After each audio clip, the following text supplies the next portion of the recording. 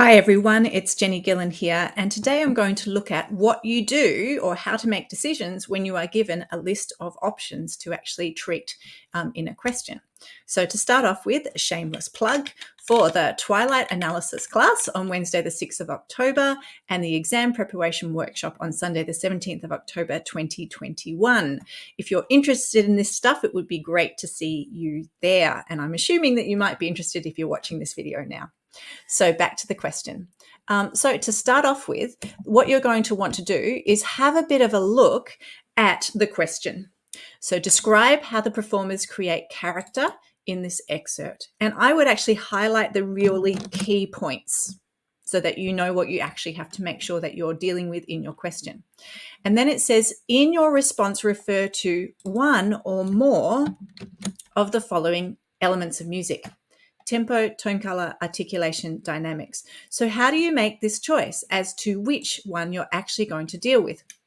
Now, to start off with, what you're going to want to do is choose what you are good at. So if you're really good at tone color, I would use that one as one to do. If you're really good at writing about articulation, I would choose that one. Okay. The next thing is choose what you hear clearest in the music. So some musical examples are going to really cry out for a dynamic analysis because the dynamics change the whole time.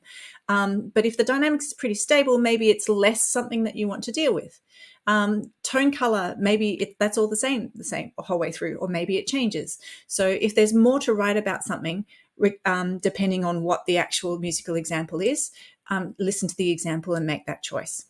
Now, the next thing is, once you've made a choice, you've got to make it really clear to the examiner what you're actually discussing. So how do you do that?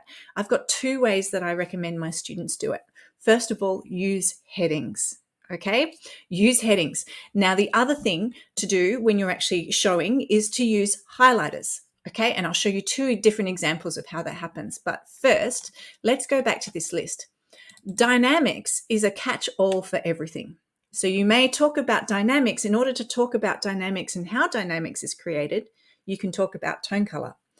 And you can talk about articulation and tempo and any of the other elements of music.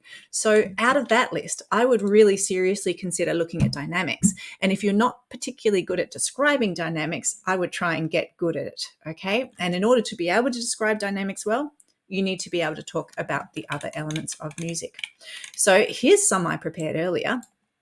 So here's the two ways. The first is by using highlighters. So you could put everything that relates to tone color in purple and everything that relates to dynamics in blue. So here's one example. The warm, mellow tone color is due to comfortable mid-register of the female voice combined with sparse instrumentation created a soft dynamic. Or using headings, tone color. Female vocalist, warm, mellow due to comfortable mid-register. Dynamics, soft dynamics created through. And then the reasons for that.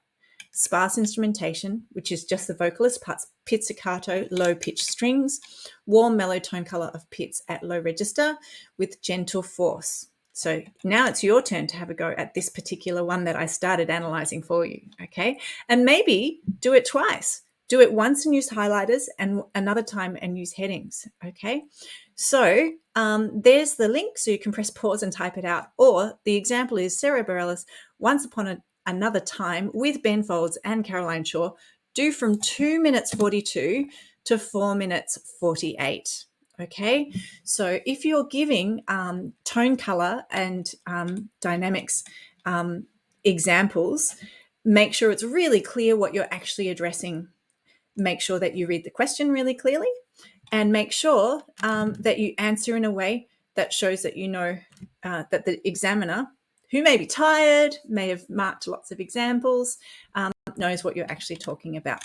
So I hope that was handy, and I may see you very soon. Bye.